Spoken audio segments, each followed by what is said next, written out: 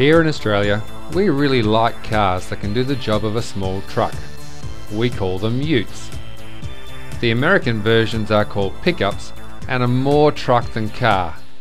The Japanese and Koreans are making 4x4 versions for mining companies and farmers, while the British have stuck with the tractor.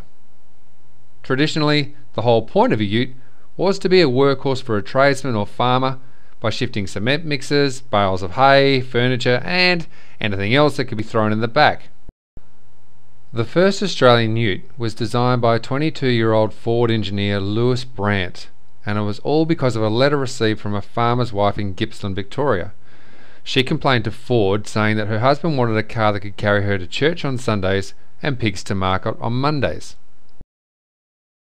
Over the years, Ford and General Motors locally manufactured ute versions of their passenger cars, and when the first Australian car, the Holden FX, was released in 1948, an FX ute was also made available.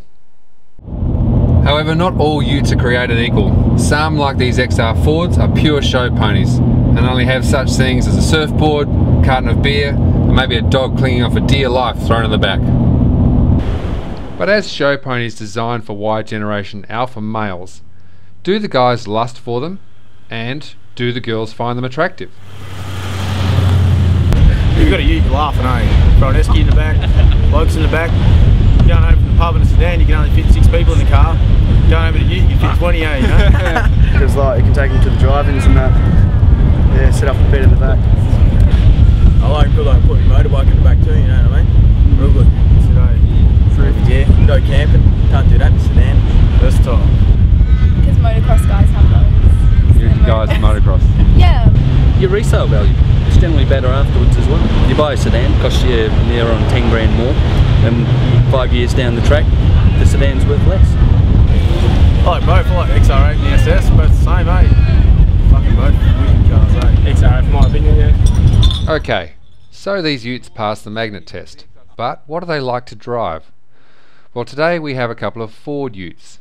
This one is a 2003 XR8 with a 5.4 litre 260 kilowatt V8 engine, and that's pumping out almost 350 horsepower. The other is a brand new XR6 Turbo. It has a 4 litre turbocharged inline 6-cylinder engine that produces 270 kilowatts. That's over 350 horsepower. First thing you notice about driving the FG compared to, say, the BA or the BF is the steering. It's actually a little bit more direct in its feeling, and yeah, it's quite nice. Compared to the XR8, XR8's got a huge amount of weight over the front of it, and when it's the BA XR8 Series 1, they had a softer spring in there, and it just made it feel like you're driving a boat. It actually feels like they've done something with the rear springs as well. I think they've softened them up a bit over the BF. BF was a bit skittish at the back. It's not to say it's completely gone, because it is a live rear axle with leaf springs, but it's definitely an improvement. You also notice a bit more headroom in here as well, where they've redesigned the front of it. The BA, BF, they had the carryover from the AU ute. Smaller turbo, 6-speed auto, fantastic takeoff.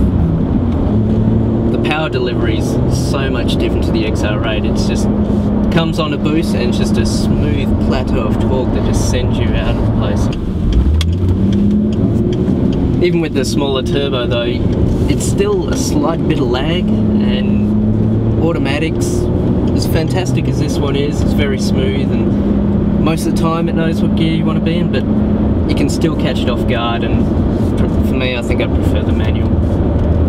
The other problem with it is, for some reason, in first gear, you can find yourself actually hitting the rev limiter at the end of first. It just boosts up so quickly, it ends up in a bit of wheel spin, and then just a couple of like minute seconds of just while it tries to get back on boost and change gear.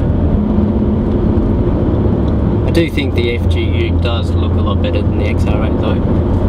BA, the BF, it's more muscular lines maybe, but I still reckon the FG looks better. And the interior's a lot better too. The consumption on the XR6 Turbo, fuel-wise, should be a lot less as well, but at the moment this is actually averaging a litre more than the XR8. Having enjoyed the delights of boosted performance, it was time to compare it to the cubic grunt of the 2003 XR8.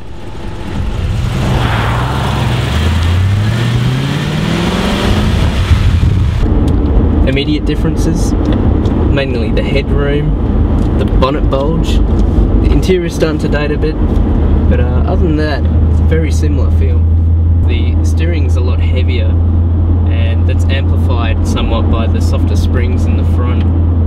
There's a lot of weight there in cast iron quad cam V8, and you can definitely feel it. The other thing is obviously the noise. It's got a fantastic note to it, and that's something that the XR6 turbos never can give you. Sure, it sounds good with the whistle of the turbo, but it's never going to do that. The brakes on the FG XR6 Turbo are a carryover from the BF, which is pretty much straight what was from the Territory, and they're so much better than the BA Series 1 brakes. This has upgraded pads and it's still not as good. And this is the main reason you buy an XR8 over an XR6.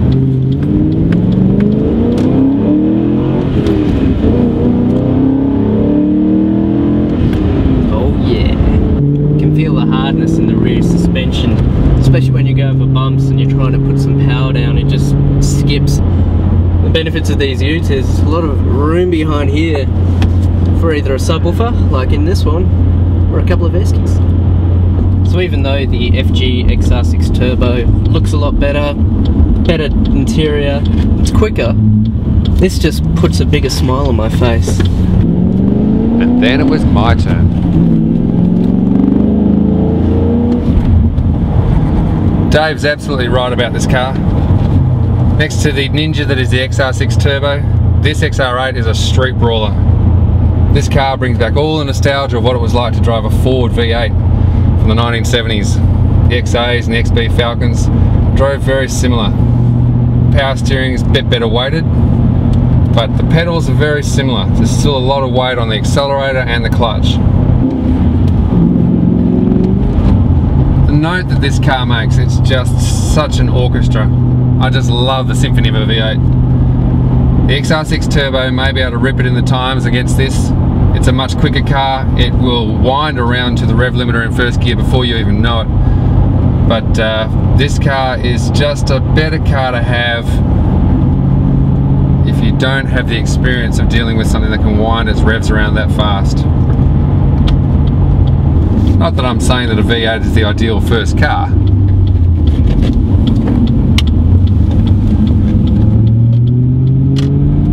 But I can never get enough of that note.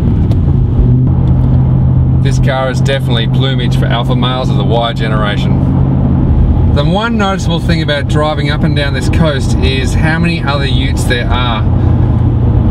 We've seen 3 more utes just in the last 10 minutes that we've been driving up and down around this West Coast highway. One of them was an SS, this one here is an XR6 Turbo, another one was an XR8. Alright, I'm starting to get it. Driving up and down this West Coast highway in this ute is just a pleasure. It's just so easy to think that I want to go home now, chuck a surfboard in the back, a wetsuit, esky with some drinks and some food, head down to the beach. It can be a beach that's close by, or it can be one that's 3-hour drive away. Actually, I think I prefer the one that's about a 3-hour drive away. So in the end, both utes appealed to us. While the XR8 won us over with its muscle car feel and sound, for those that need to get to the BNS ball in a hurry, it's hard to get past the XR6 Turbo.